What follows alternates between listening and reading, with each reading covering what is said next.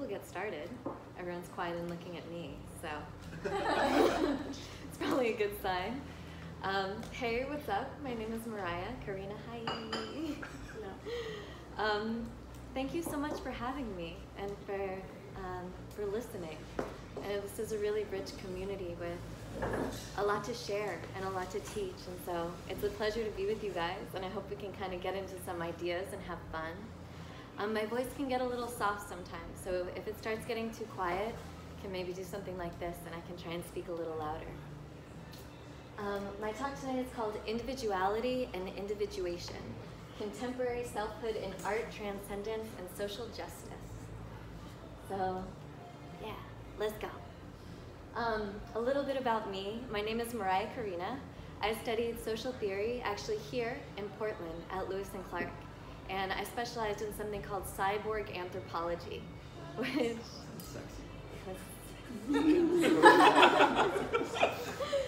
And it sounds like it's looking at just digital age stuff, but it's actually looking at how the relationships between people, nature, and technology work together to create a comprehensive ecosystem of what is and conditions our consciousness and how we experience reality, so that even really fundamental categories of cognition like space or time or communication or what is a relationship, what makes a relationship and how we live it, are determined at the intersection of our technological infrastructure, how we interact with nature, and then how that sort of reflexively influences what it means to be a person.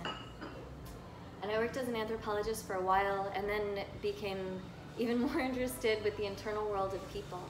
And so for the past 5 years, I've been doing graduate and now postgraduate studies in something called process-oriented psychology here, also still in Portland, at the Process Work Institute. And I've started working as a counselor for individuals and couples, and also running self-awareness groups that sort of bring in elements of Taoist meditation and just really trying to research and understand what consciousness is and what consciousness is doing. For tonight, to sort of get into this idea of individuality and individuation, we're going to start with a mini activity, because I love doing experiential stuff and I feel like I'm always researching, and so maybe we can research together and explore ourselves, and I'd love to hear from you too. Then I'm going to go over some theory, which are just some ideas I like, and kind of weave them together into understanding a history of individualism as seen through phenomenology, semiotics, and also a little psychoanalytic theory in there.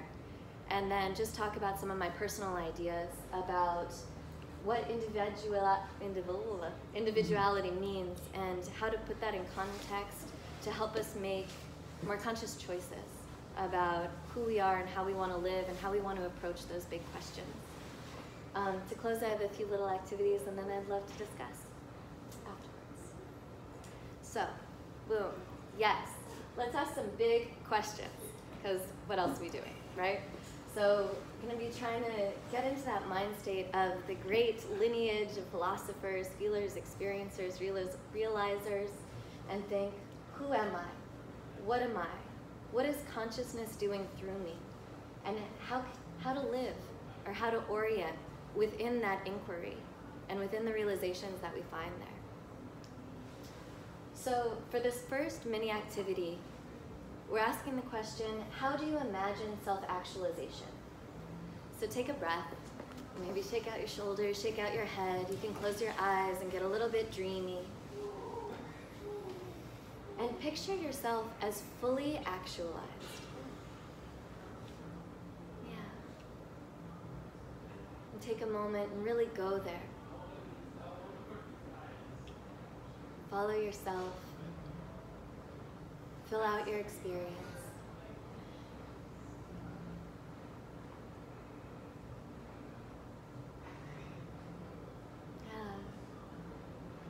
And get really specific about what you imagine.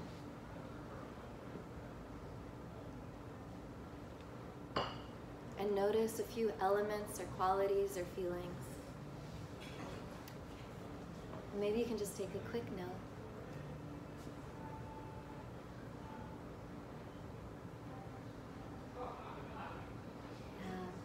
And anchor that feeling in your body, that knowing in your body.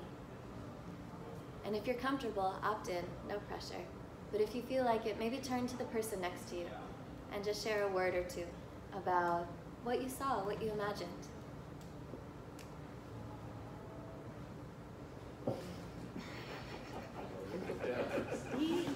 Scary, edge, edge, edge, edge, edge.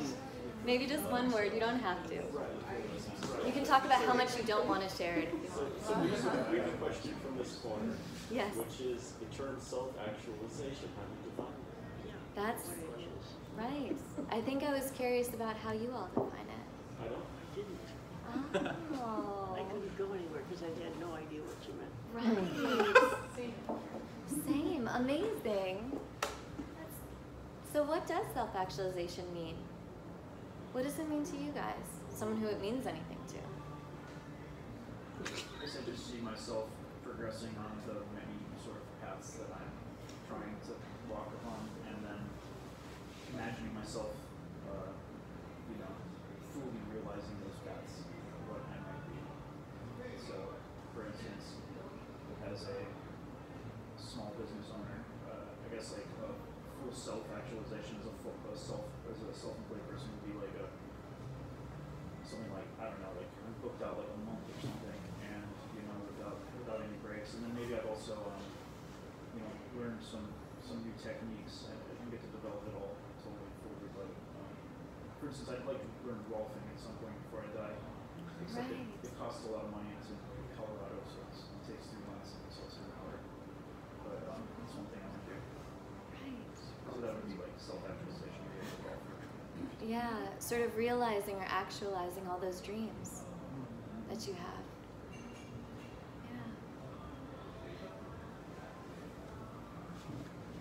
Yeah.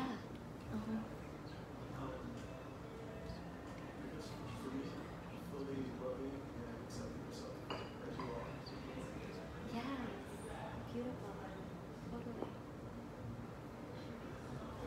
Yeah. Yeah, I'm like, I don't know what it means at all, but I think I just kind of do the same thing. It's like a little internal biography. It's like, all right, my name's Evan,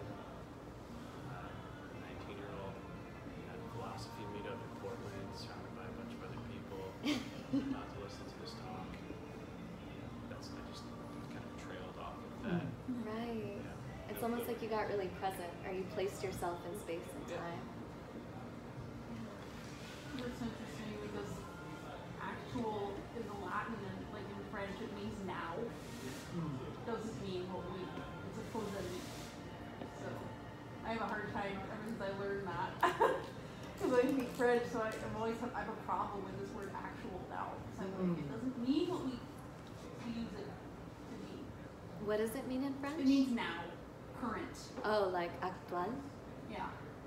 Like actualité is how you say, the news, basically, the current events. Right, the actuality. Yeah.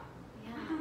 But there's like tons of faux amis between French and English, and I mean like that's yeah. There's But like, this one is, we Okay. use it so much. Okay. Even when we say actually. Actually, were you gonna say something? Oh, I just wanted to bring up, doesn't this kind of have, this kind of makes you have to assume free will. You were giving us a free will exercise, Yeah. yeah. That's always a slippery one, but that is one way of looking at it. Yes. I would just throw in self-actualization could be like an ego death. Right. It's the stoppage of thoughts. Can you say Stoppage of more? self. But like if you stop thinking, like I talked about this last week, but like if you stop thinking and usually identifies your thoughts and what you think, and if you stop that, then the self dissolves. And we usually call the self the ego. Yes. I love where you're going. We're going to go there too. Ooh, awesome. Okay. So I made an assumption, right? I assumed that people had some sort of association with this word self-actualization. And I made that assumption because what inspired me for this talk was actually Maslow's pyramid of needs. Has anyone heard of the pyramid of needs before? Yeah. So in the traditional pyramid of needs, Abraham Maslow sort of establishes this hierarchy or progression of the needs of a human being. And he was writing at a time back when people could sort of postulate universal human needs. I think these days you can't do that as easily. It's not exactly the style of the intellectual times that we're in. But in his day, he created this pyramid where on the bottom was your physiological needs. So your survival needs, the basic necessities of life. And once you have those, you can move on to your safety needs. And he said that a human, this again universalized idea of a person, looks to seek security through law and order. And once you have that sense of security, you can go to the next, which is belonging. And you seek affiliation with a group. Once you have that, you can get into esteem needs for recognition or achievement. And then at the end, he said you get to the top, which is self-actualization, where you seek fulfillment of your personal potential. And this is sort of where this word self-fulfillment came into the lexicon. Like it was this idea that once you have your basic needs taken care of, there's something else. There's the realization of the potential of the individual that wants to come through. And later in his life, Maslow actually theorized that there was an additional step above self-actualization, which was self-transcendence, maybe more in line with what you were talking about, where this could involve service to others or to a cause or to environmentalism. It might have a tendency towards seeking out mystical experiences, transcendence of the self, of the ego, and dissolution into a greater field of being. And what's really interesting is that people were so taken with his original pyramid of needs that they weren't into this whole self-transcendence thing. And they erased it out of the record book. He spent like the last decades of his life trying to get people to add self-transcendence to the pyramid and essentially being rejected by academia. And so Kultik and Rivera, there's the scholars that attempted to sort of bring it back into rediscovering that there was this rectified pyramid of needs, and then shining that light back onto what it says for the rest of his work as well as for the rest of psychology. And just a note about hierarchies and rhizomes. Kultik and Rivera in that article essentially still kept Maslow's idea of hierarchy, except they called it a progression of phases of development. So they postulated that an individual goes through these phases of development where in the beginning, conformity and being accepted in the general consensus becomes the primary need.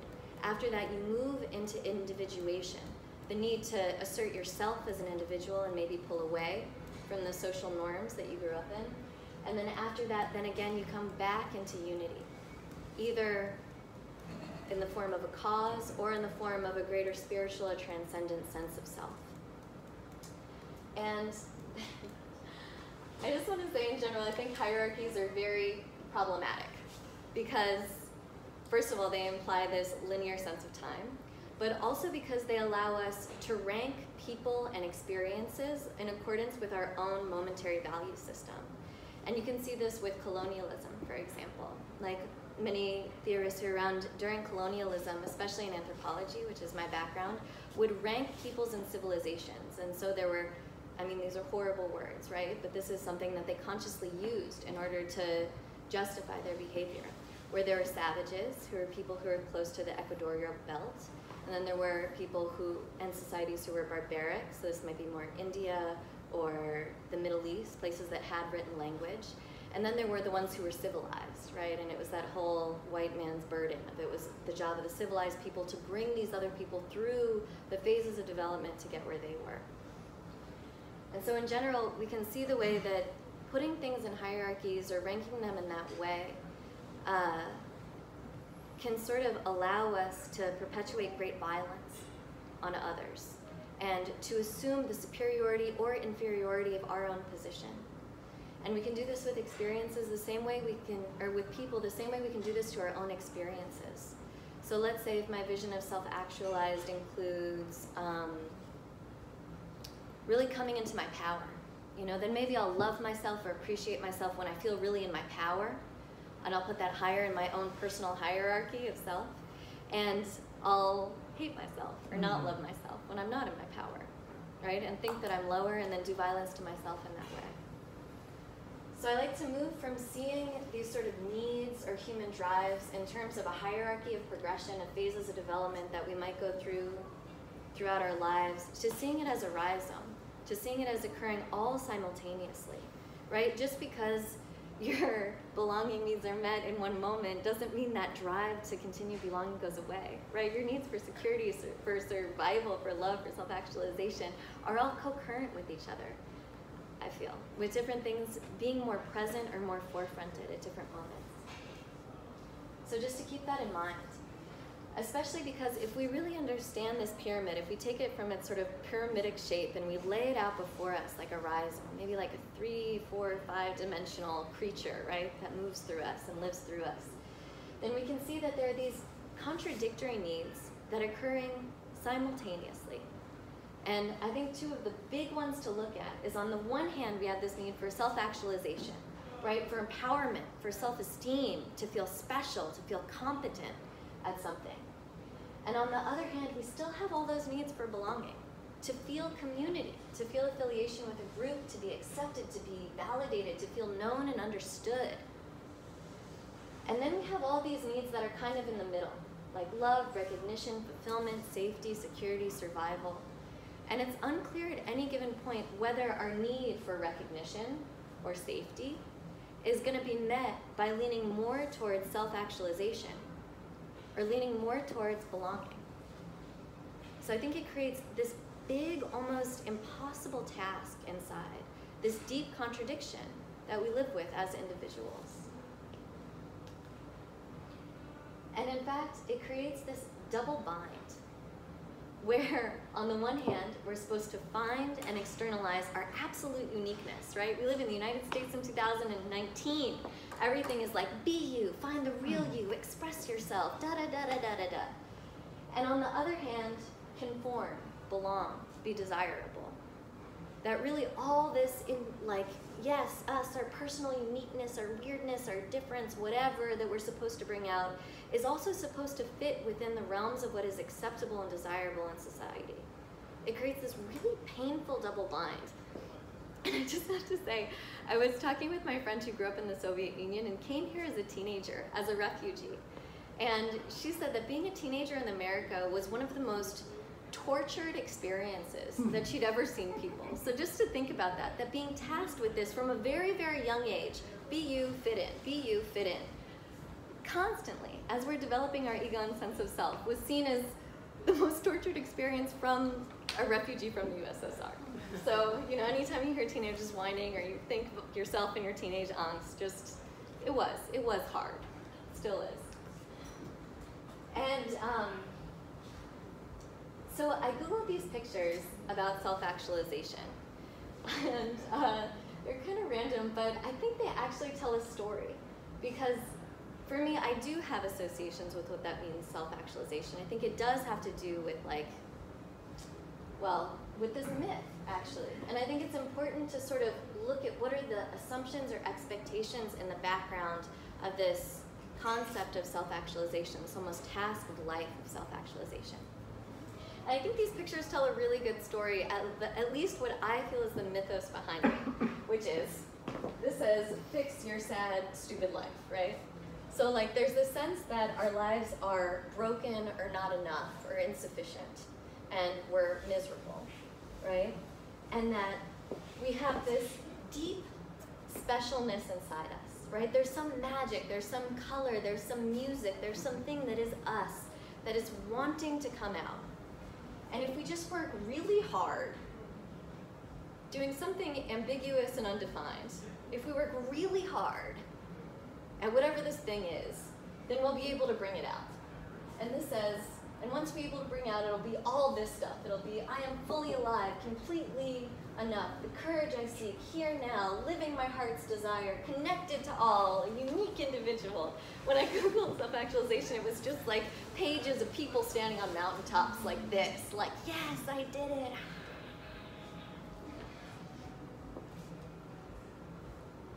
I mean, I feel like this mythos is permeated throughout multiple areas of the culture, to me right now.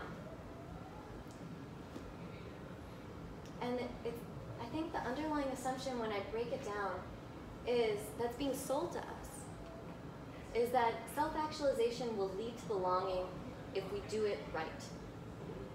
That somehow if you are really able to be you, it will lead to the fulfillment of all the other needs. Love, community, people will like hand you your perfect job on a silver platter. You know, friends will flock around you. You'll have, you know, philosophy salons with rich wine and cheese and whatever else you want. Not to mention you'll feel joyful, creative. Everything will just fall into place. And yet it's all on us as an individual. It's all on us as a single unit of a person to figure out what that means, what that special thing is, how to bring it out. And we're living in this like system of capitalism where our survival depends on it. We're really trying to make our life a full embodied expression of that self-actualization, right? Whether or not we can make money and be accepted depends on it. And then capitalism is more than happy to provide consumer options for how to do it, right? You can buy the right clothes, or you can buy the right coaching program, or you can go to the personal trainer or whatever. You know, they're more than happy to provide consumer options for us to construct that or to be on the path of that. And that the other thing I realized when I was doing counseling is that if you do ask people what their vision of being self-actualized is, or their vision of whatever you would call it, living their full life or expressing themselves fully or something, that it often marginalizes the parts of them, paradoxically or ironically, that do not garner belonging, love, and desirability, right? Like when I do counseling with people and I talk to them about sort of what their idea of being self-actualized is, it's often something about being able to fully bring themselves in, being really in touch with their power, sort of like realizing all their dreams, being what they want to be. But all of this talk of fully bringing themselves in and being authentically themselves doesn't usually include being super angry or really afraid sometimes, or having a tantrum when shit doesn't go your way. So people are like sort of having this idea of wholeness and of bringing themselves in that's entirely idealized, right? And so again, we're sort of like back to the double bind, where it's like about being completely yourself within what's socially acceptable. And here's my question just about the mini activity, and I know for some of you it worked and some of you it didn't. But when you imagined yourself, what was the ratio, and maybe you could even do it now, just take a moment to imagine what self-actualization means to you. And think, what is the ratio of how much you're imagining your inner experience versus how much you're imagining how it looks from the outside? Like essentially, where is the camera? Is the camera inside on your feeling? Or is it looking at you from the outside? And we're all going to have different ratios there. Maybe some people it'll be different. And then also think, what parts of you, of your wholeness, are excluded from that picture? So part of your own moods, or your own weirdness or something, or your own insecurity, aren't involved in that picture.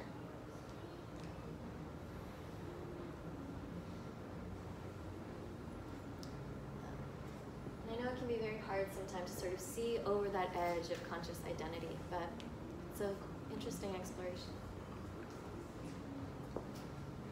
So I think this connects very much to how we construct and imagine the self. And I want to put that in sort of a historical context. But first I want to back up, because we're asking really big questions, right? So we're going to look at, what is the self? Where did this idea come from? How does it come about? How do we create it?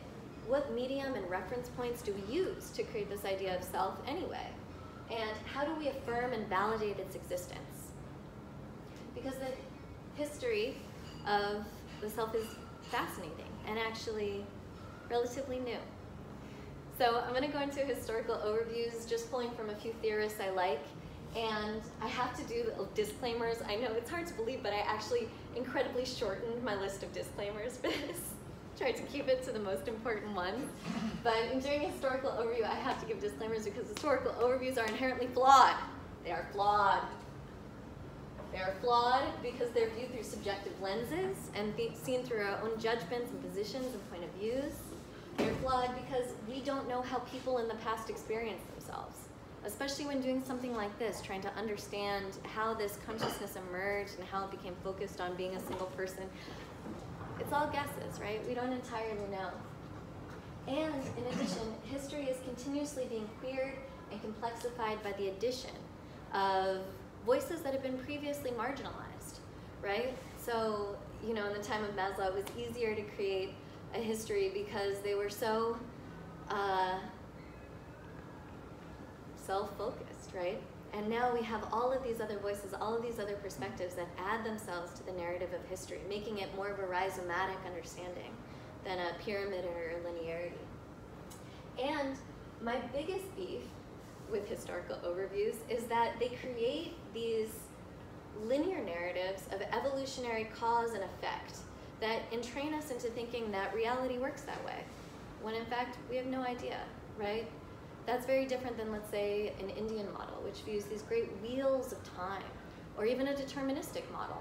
Whoever mentioned free will and determinism. So, granted. I want to look first at the etymology of the word individual, because it's interesting, right? It starts being used as an adjective in the 15th century from the Latin dividere, individere, which means indivisible, and came from the Trinity, unable to be divided.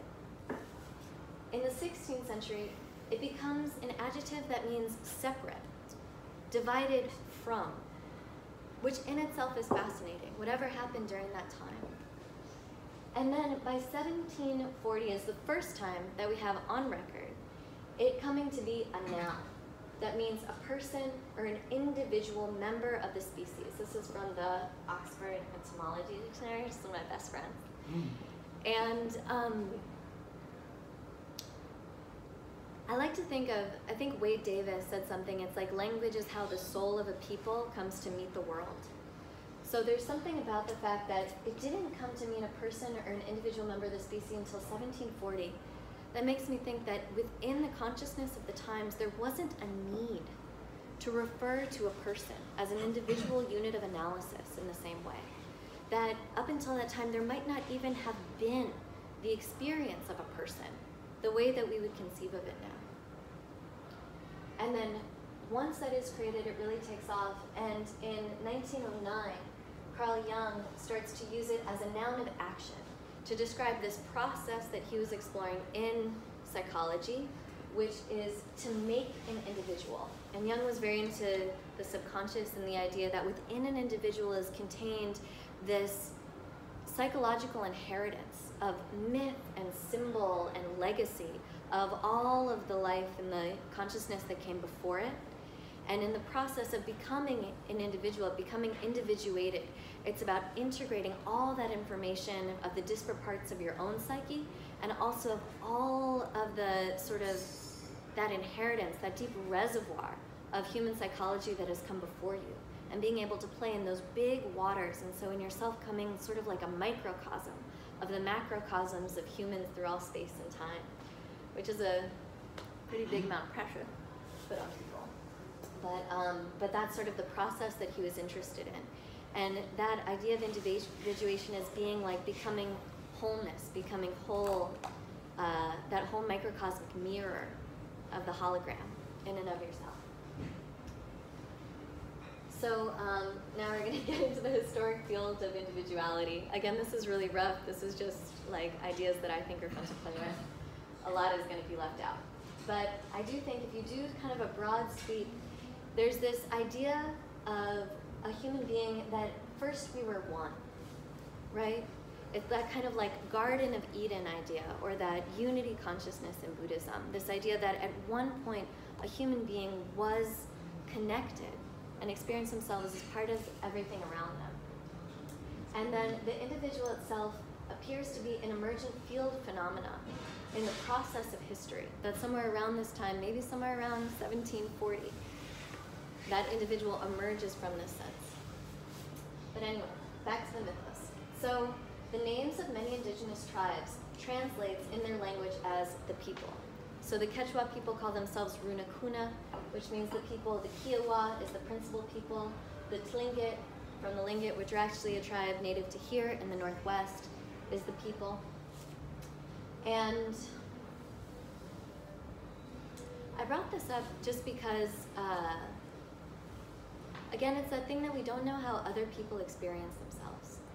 And I think there can be this tendency to create romantic narratives of a collectivist past and impose those on tribal people in history or village people in history, and then also to sort of take our nostalgic constructed ideas of what that past might have been, maybe that had more of those needs for belonging and community met, and impose it even on indigenous people today. And so you can say, someone was like, yes, they felt themselves as the people, they felt themselves connected. And you can see this even in sort of the emergence of, once again, valuing collectivist experiences. In the United Declaration of the Rights of Indigenous People, they actually petitioned for collective human rights because they said, for many indigenous peoples, their identity as an individual is inseparably connected to the community to which that individual belongs. Therefore, the problem is that whilst human rights treaties and instruments guarantee individual rights, indigenous people ask for protection of their collective rights as a group, right? So even now, there's a diversity in the field of individuality, of what people are experiencing. But what I do just want to point out, just because I feel like it's always valuable to point out how paradox, is that while you might have, or I've met people who have kind of romantic associations with this collectivist feeling of tribe or of belonging, that they would feel like the people and the unity there. There's something about calling yourself the people that also implies a duality, right? You are the people and others are not. And so we know that people who have identified with tribalism, just like they've identified with nationalism, somehow in calling yourself the people and considering those that you are connected to the people, you make everyone else other, and then are also very likely to be able to perform violence upon other people, like maybe somehow being in the United States, the way that we experience that sort of nationalism. Someone to the United States might be more human to us than someone from Iraq, for example. So collectivism also exists in its own complex matrix of dualism, just like individuality. But moving forward, what's my time check, by the way? You're at 8:15, so you got about 45. It's 40 minutes. Cool. So, right, Joseph Campbell posited this idea that I thought was fascinating. Again, he has no proof other than just exploring his own mind about it, but he said that people in ancient Greece would attribute their motivations for the behavior to embodying different aspects of the gods, right? So it's like, why did I break that plate? I broke that plate because that's what Apollo did when Nemesis, da-da-da-da-da-da-da. That in a way they were playing out their own entiodrama all of the time, where at any given moment they would make themselves clear vessels for embodying these archetypal godlike energies. And there wasn't this sense of self-reflection on the fact that I am a person who chose to break the plate for a specific reason, right? No, I was Apollo in that moment. And that's why they could go and see these great dramas play out, because they understood that they were existing in this field of archetypal energetic possibility. And then if we move into sort of tribal village life, you can think that in a specific village, right, there's almost like a membrane of consciousness that's put around the village. This is the way I like to think about it. And then within that, the consciousness becomes divided into roles. So you are the medicine person, you are the doctor, you are the farmer's daughter. You are, each person in the village is embodying a unique perspective in the field of potential experience and perceptual possibility for the collective. Does that make sense? Yeah. And so in that way, the tribe or the village is existing as its own gestalt, its own whole, with individuals sort of segregating into roles in order to complete the task of sustaining the entire organism of that village life. So then we move into the Industrial Revolution, where these tight social fabrics give way to sort of the mechanisms of survival and affiliation being taken away from just a single village where people might have spent their entire lives there, to family units being dependent on each other for their survival, and individuals that are maybe going off out from the place of birth for origin, and where the trajectories of one's own life path becomes less determined. And so you can think that membrane of what creates sustainability of a social organization in a particular environmental place extends beyond a single village or tribe and becomes broader, covers, you know, different bubbles within Europe or the Middle East or the Far East or wherever. And so the social organization within it becomes much more complex, and the emergence of the mobility of individuals to find their place within that larger, more mechanized system becomes more self-determined, potentially. After a while of this, you get sort of the rise of existentialism, which I think is really one of the most beautiful meditations of philosophers beginning to sort of think, what is the individual? And I think even in existentialism itself, it was sort of this like dawning realization that a person did indeed have a life that they were somehow quavering before the mystery with, and also tasked with the responsibility of forming or deciding or giving shape to somehow.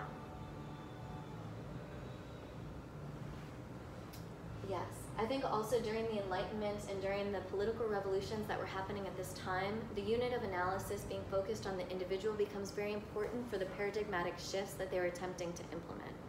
So if you're trying to do something like monarchy, where the king is the king because of divine right and everyone else fulfills their roles as serfs or lords or whatever, no one needs to have any individual reason behind the decisions that they're making, right? Everyone has their place in society and the thing more or less runs. If you're trying to do something like democracy, it's very important to understand who an individual is and to actually believe that the individual exists and they can act from something like reason. They can act according to something like morality. And so all of these shifts are sort of co-current phenomena in the field of coming to identify that people are, individual units of analysis is the best word that I can think of. And then this becomes deepened around Freud and Jung with the idea of the psychological self. That the individual is not just a unit moving through society, but that there's this rich, deep internal process happening within it that is worth looking at. In the 1960s, in the United States, there's the hippie revolution, right?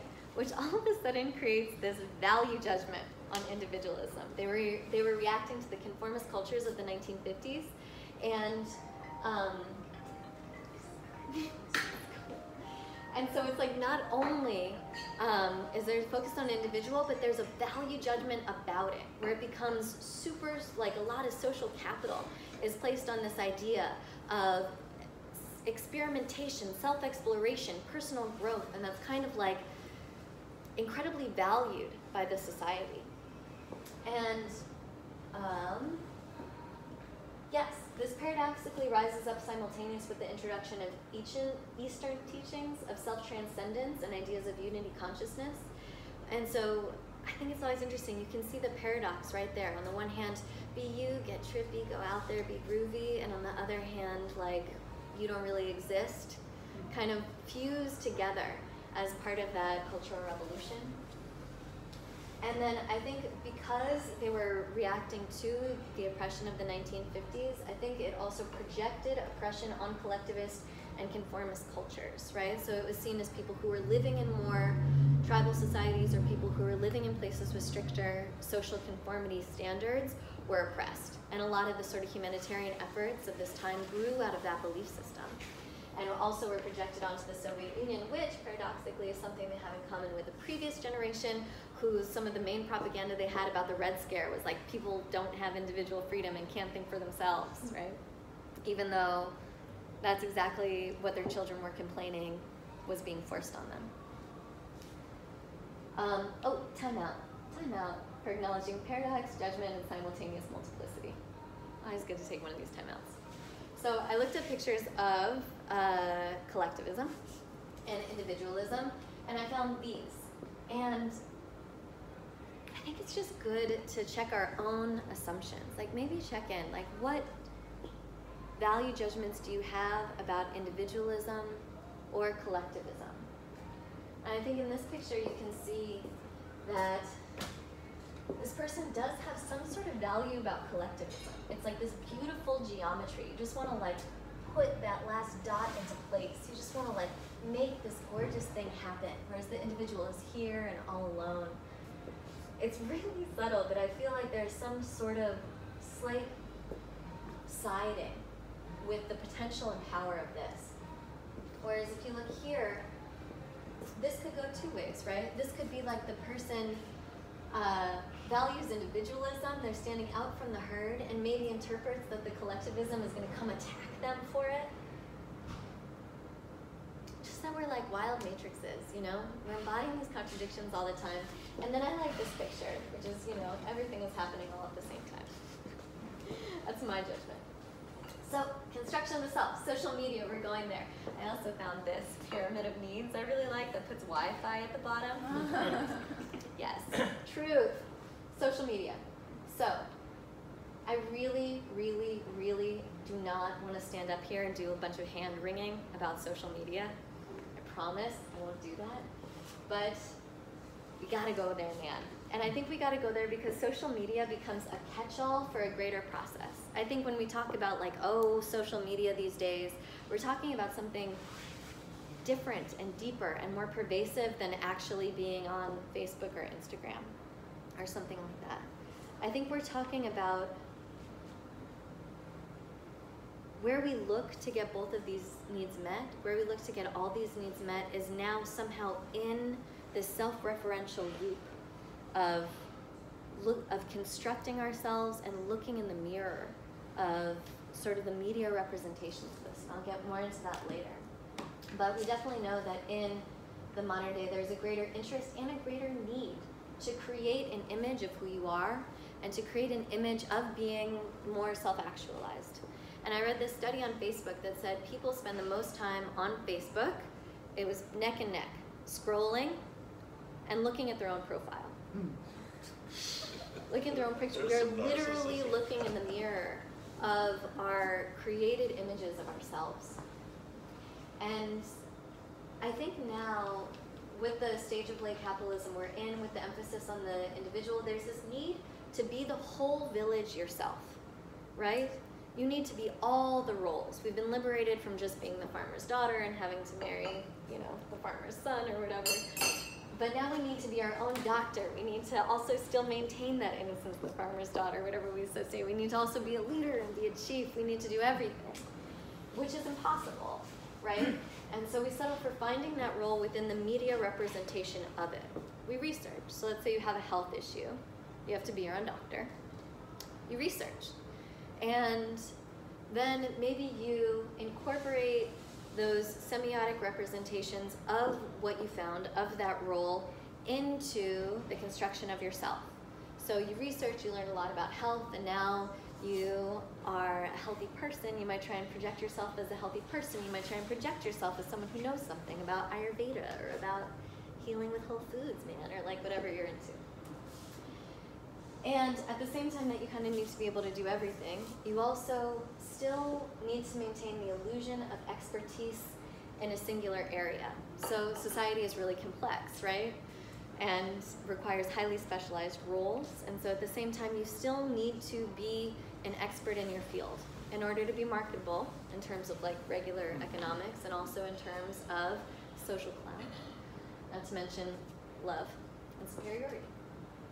So I'm going to go into this idea of how we do this, of how we kind of sort of look into that mirror of self and how we create the self. And to do this, I'm going to use three theories. One is Lacan's mirror stage, another is phenomenological praxis, and the third is semiotics. So this is going to be really quick and dirty. You guys might know a whole lot more about this than is going to be in this presentation. But essentially, Lacan was a really fascinating psychoanalyst, and he had this idea of the mirror stage, where he was looking at child development, of child psychology, and he theorized that there's this actual point where in the beginning a baby experiences themselves as sort of just like one with everything. We're back to that same myth, right? They are everything that's around them. They're swimming in experience. And at some point, they look in a mirror and they recognize that this whole swarming field of this ongoing universal process of sensation and phenomena and whatever, he called it chaos because he's French and they get to do things like that. So his chaos appears on the outside to be a solid, stable form. No matter what the baby is feeling or experiencing, every time they look in the mirror, they see the same face looking back at them. And they recognize, oh, I am a solid thing in the world. And then they sublimate everything that feels like chaos. They sublimate everything that doesn't go along with that image and the sort of external reference points of validation that they're getting for it. And he associated this as all your needs, desires, wants get sublimated and form what Freud would call the id, in favor of your ego identity, the way that you must act to get them, right? So a lot of times when I've been talking to people about self-actualization, it's sort of a glorification of the way that you must act to get them, right? You imagine yourself as like fully being able to be the thing that you think will get all of your needs and desires met without actually tending to the real chaos of needs and desires within.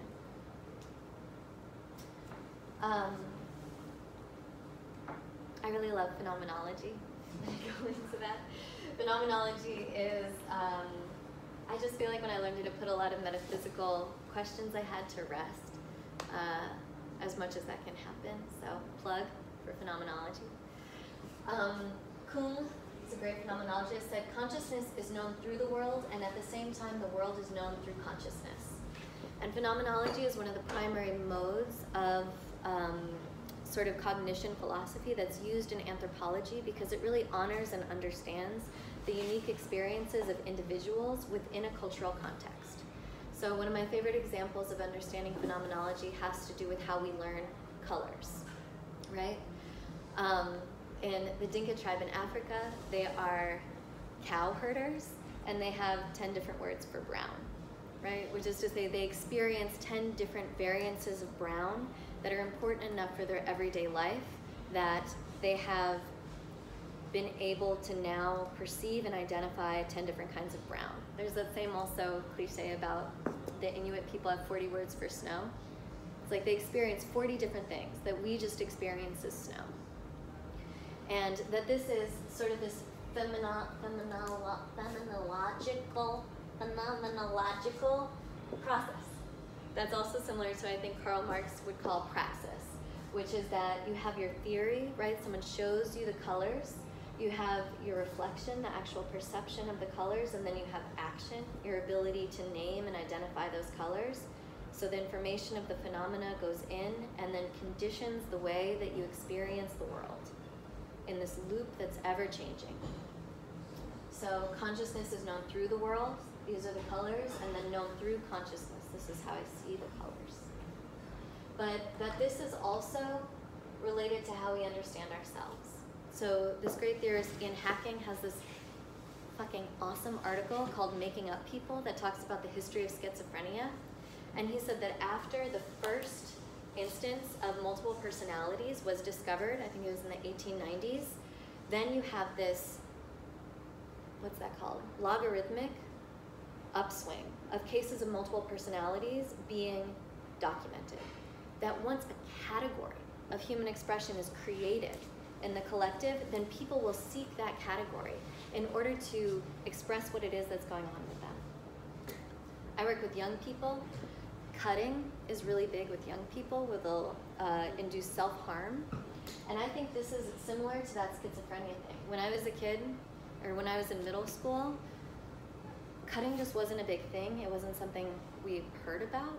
And then I think as I was exiting out of middle school, all of a sudden people found out about it, and it became one of those vehicles to express yourself, right? It's like suddenly if I'm feeling depressed, I have this option of action and expression for doing that in the world. And so people will move energy and attention to fulfill that category. Oh, and then it's like, why do I wear ripped blue jeans, right? Why am I like putting on a bunch of eyeliner? These were things I did when I was a teenager. I'm finding these cultural expressions to show what's going on for me inside. And in this way, it's like the same thing, I think, is acting the way the gods did, right? Why am I doing this? Because Apollo did this. Why am I listening to angry rock music? Because that's the fucking energy moving through me. So in a way, this like sort of phenomenological praxis becomes categories of also identity in addition to reality. Last thing, semiotics. So semiotics is studies of signs and symbols and how they're used to condition meaning making.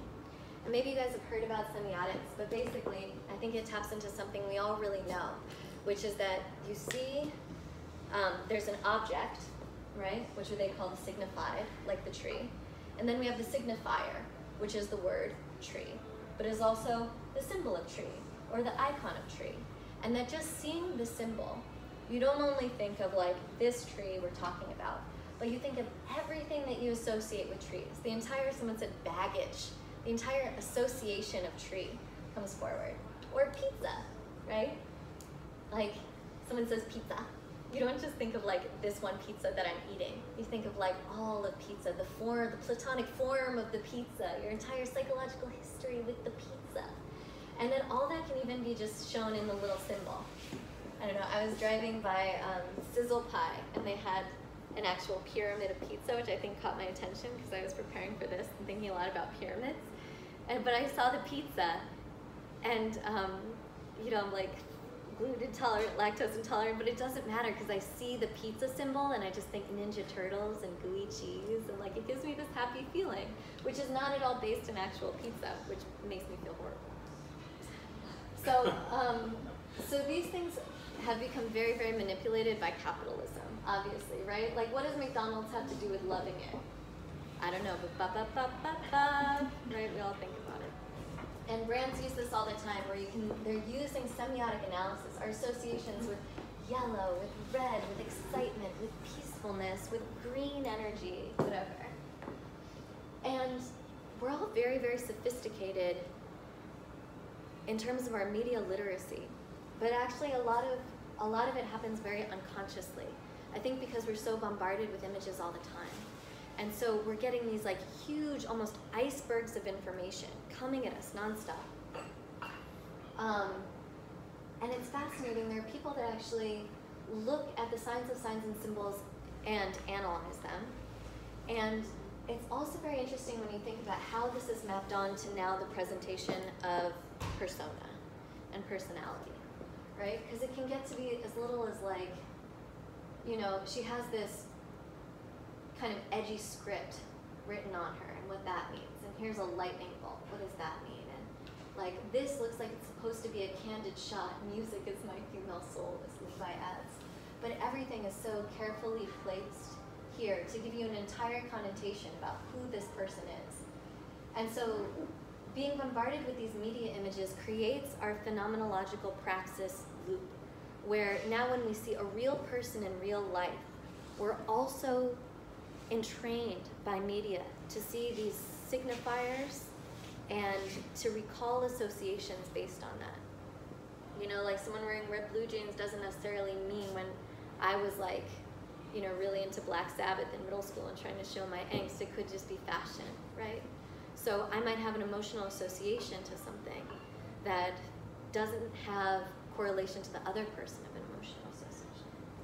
Anyway, so I want to do a little activity. This is again just a Levi's ads. And gosh, once I started studying this stuff, it made it really intense to look at advertisements. But I wonder if maybe you guys could just pick out like, what are 3 elements of this ad that you see? And then what is your association with them? And you can just call out. If anyone sees one, you can say. Diversity. Yeah. What? Diversity. Diversity, right. And what's your association with the diversity, the way they're showing it? Well, it's a big gene company, and so they want to be inclusive, you know, and show that they want everyone to express themselves. Yeah. No matter what race you are, you can wear Levi's jeans. Right, for everybody. Yeah. That striped shirt, French sailors. Yes, French, kind of international, French right? sailors. Yeah, Yeah. French sailors. How are you? I'm actually taking a class, and we've been analyzing like advertisements from this visual rhetoric Right. way, and like lately what comes to mind is that Levi's is intended to like invoke feelings of social interaction,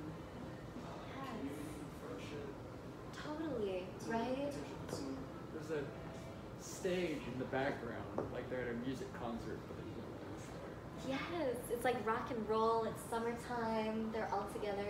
And this is selling not only jeans, right? It's selling not only a lifestyle, it's selling a kind of person, like an entire kind of atmosphere. I just wanted to say, I think this image is really illustrating that point we were making earlier, because even though they're all together and being friendly, they're all kind of individually standing out. Yes. And that's really, it's like saying, yeah, you can be yourself, but also be part of society and, you know, Totally. Conform it. Yes. I know none of them are looking. Yeah. You know what I mean? They're all in their own world. Yeah. Yeah, I see that individuality and conformity thing too. I'm kind of reminded of, every so often I'll see like a group of people and they're part of some kind of subculture and they're all dressed very similar to one another.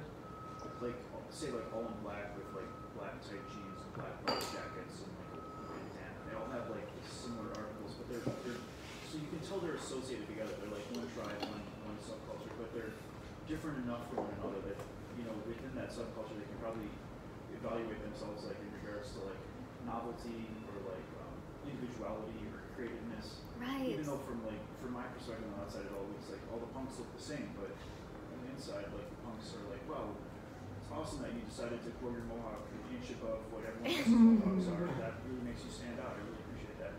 But yeah, I kind of see like something going on here because these three girls are dressed similar enough to me that they all look like they're wearing sort of like a very similar outfit or very similar kind of like a symbol or something to like associate themselves together. But there also is differences. Like the one girl looks like she has are those patches on her jeans or different colored spots on her jeans? Yeah. So that seems like it could be a novelty that could convey individuality, even though they're all wearing some very similar jeans. Right. I know my friend said that she never realized how strict the social code was until she came from her like Wiccan solstice ritual to the anarchist book fair, like still dressed in her like green velvet dress, and everyone was in their black jeans and motorcycle shorts. It was just like pariah, you know. And again, anarchism, right? Like prides itself on individualism. Yeah. All the pants are tight, and it suggests to me they're rating themselves as sexually available. Yeah, sexy. It says it's a perfect fit for every body, but they all have pretty much the same body type. I know. Double signal, mixed message. Welcome to Media 2019. One more. Let's do this. Oh. So what are three signifiers that you see here? Well, it looks like they could be having sex if they have their pants open. Yes. Common theme. Sex. Passion. They've got a pillow that says Wanderlust. There's a literal banana hammock back there. I know, it's also the color. I feel like it's like vibrant, like this pop of like, I don't know, nature. It's the only color in there, really.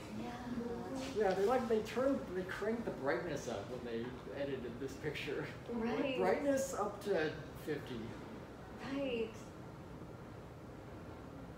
Where did you get this photo? Okay, so this is totally random, totally random. But I found it when I was Googling Instagram best life, and I think it's actually like a perfect display of my point, right? These are two people, their names are Emin and Beck, and this is their bio thing. It says, we're Emin and Beck, a Toronto-based couple who live full-time in Iran.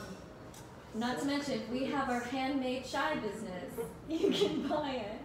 And our goals are to chase your dreams, however big or small. We hope to create community, positive, love, support, journey, right? Brand.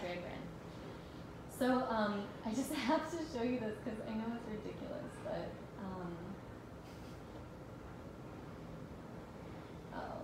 where did the internet go? The lowest level of the pyramid away. Now we're really in trouble. They might have cut the Wi-Fi. Give it 1 second.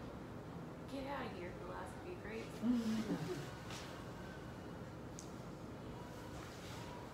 Oh, down there. Do we really want to see it? Well, you know what I mean? Yeah. It's like we do our cousin and Beck. And they have all these cool, they have really upbeat music, like ba ba ba ba. We live in our van, and we travel all over the place, and we're really cool. Play like unoffensive, slightly hip hop, ba ba ba ba ba. And you can buy our chai. We love chai. And this is no hate to Em and Beck, right? Like they're doing in a certain way, I think exactly what, and this might be my, 30s white woman thing coming out, but I think they're doing exactly what it is that I feel like I am subconsciously being told to do, which is to find that thing, live my passion, be on my journey, turn it into something that makes money, and that somehow then it'll all work out. Be really cute while I do it, have good pillows, whatever. And I think this has really deep implications for human activity, this entire self-appropriation cycle.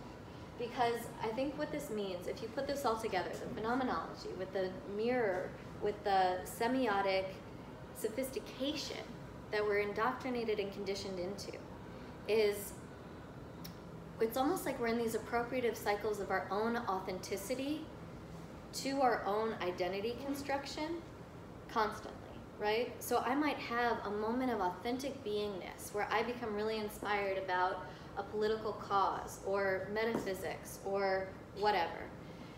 But then I'm pushed into creating some sort of media representation of that and incorporating it into some pre-existing idea of who I am, and then trying to sell that not only to myself, but everyone around me, and also, anyone I might be trying to get something from. And so you get in these things where everything can become part of this ego game. Social justice is a clout game, right? I'm the best social justice person. Art as this is like me and my art statement. Spirituality is my brand. I'm going to sell you in my spiritual program. Philosophy is mating strategy. I put that in for you guys. Yeah, can we take a vote on that? Right? But really it's all mating strategy. Or all like a success strategy. All an ego strategy. Really. And that as it becomes something that exists beyond the moment, right? These media representations of ourselves exist beyond the moment. They sort of create their own progression through space and time. Our relationship to how connected or not we feel to that representation of self in our own inner being at any given time can be super dramatic, right? I might make an entire career for myself as a counselor, and then one day I might not feel like it at all. And there's very little give in the image that I've created for myself, the life I've created, the sort of means of my own survival that I've created to pull away from that identity. And I think it creates this feeling of why imposter syndrome is so big, and also coincides with a longing for real connection and difficulty knowing exactly how to really sustain that intimacy. And especially, yeah. I think it's hard, man. So, what's that? Oh, nothing. That about sums it up, I think. Yeah. It's hard, man. It's hard, man. It's hard, man. However, I actually think the answer lies, full circle, baby, in that self-transcendence part of the pyramid, or in that aspect of the rhizome that we can forefront at any given moment, right? Because what is our best life? This is also some random picture I got off of the Instagram best life search, and I don't know what they're eating. It's so weird. It's like a slab of tofu or something. No, whole wheat. You're reading a book with the word Instagram on it. Yeah, that also looks like life. I don't know. There's no way that they It's like an oat square. Life on Instagram. That is. They also have the exact same watch. I know. Is it a watch ad? Are they being sponsored by a watch company? Those watches are very prominent. They have white sheets. Yeah. There's no way they're eating in bed every day with white sheets. Like coffee, and the cream is black There's no too. way. Very It's not good stable name, at all. obviously. I think these are actually people who are sponsored by a watch company. Again, you too can be your brand. But I think that's a toasted, crustless peanut butter sandwich. Yeah. Because you can see the spoon of peanut butter. oh, Yeah. That's the ultimate. That's not how you make peanut butter jelly sandwiches. What's with the exaggerated grill marks? Yeah. The point is You you can have see to wear this, the wash the ring line to of jelly finally in understand. the sandwich. Peanut butter jelly time. The point is that the good life is mostly black and white. I think the point is like, this whole world exists, right? It exists. We live in this time. It exists.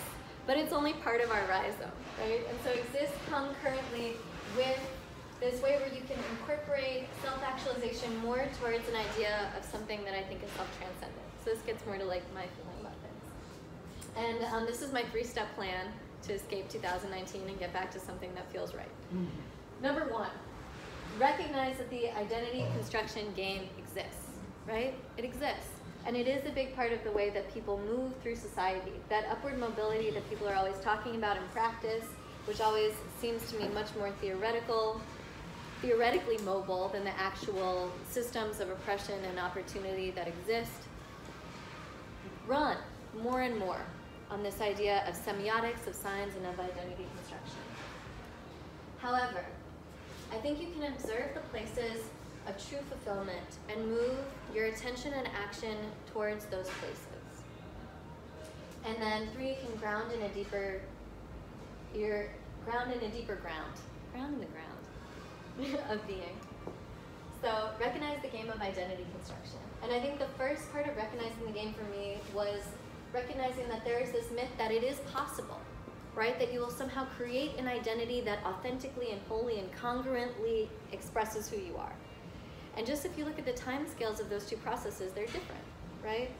Your moment-to-moment experience moves in a much faster progression, much more of that sort of Lacanian universalist sense than the speed at which you can create these generative cycles in your identity at any given moment. So there's this myth that it's possible. Self-realization is possible. And I think the first is realizing the impossibility of the task. Also because those desires for individual expression are always going to be competing with our desires for belonging and acceptance. And so placing one above the other on the pyramid might not be the most kind or truly democratic thing to do to our being. Right? Yes? My impression of Maslow's hierarchy of needs is he's not talking about things that this happens, then this happens, and then it's the idea that at any stage, unless you have this taken care of, you can't put your attention on the next one. Right. And that, for instance, we know for someone to thrive as a child, if they don't get the touching, they'll have failure to thrive and they'll die. Right. And so that's higher up. But I think that, that's just kind of my viewpoint. Right. But I think those needs, on the one hand, are never sustainably satisfied. It's not like you get belonging or you get esteem one time and it's there forever. Yeah, but it's the idea that unless you have that, in other words, unless you have enough to eat and drink, you have trouble paying attention to anything else. And if somebody pulls away your meat and drink, you'll go back to thinking on that. Yeah, absolutely. Yeah. Totally. Yeah. Yes. Alright, just so you know, we have just a few minutes, 5 minutes before they close. Okay, shoot. So let's do this. We're going to take 1 minute, and I want you to take an honest inventory of what brings you contentment and fulfillment. And maybe, because we have a minute, you could just think for a moment of a time when you actually did feel content and fulfilled.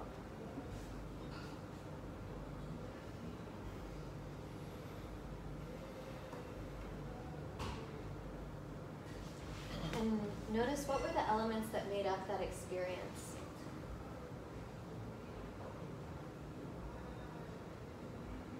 What was around you? How'd you feel in your body?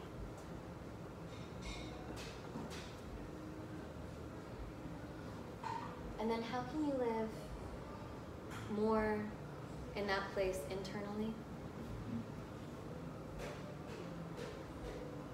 And what in your life sort of holds that energy externally that you might want to put more energy and attention into?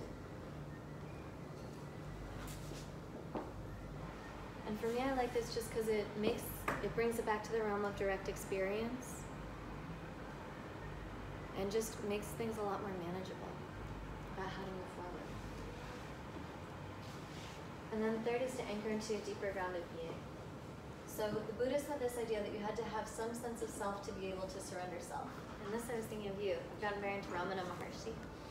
And he has this idea that yourself is actually the shadow of other things. So if you think, I am unhappy, or I am a doctor, or I am a tree, the only reason that the I is able to exist is because it exists as the shadow of the sense of unhappy or of doctor.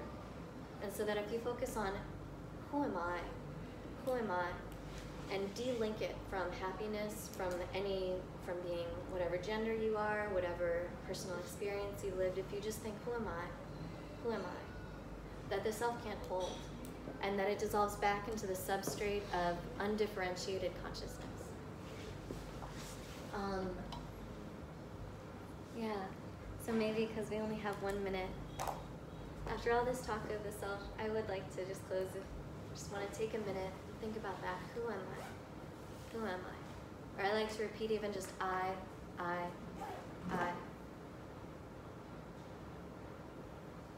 And anytime anything tries to attach itself to that notion of I, let it go.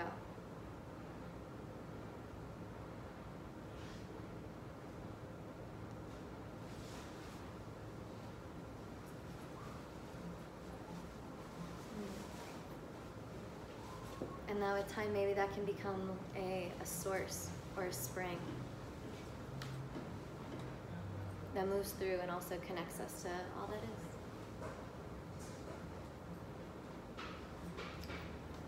Yay. Thank you.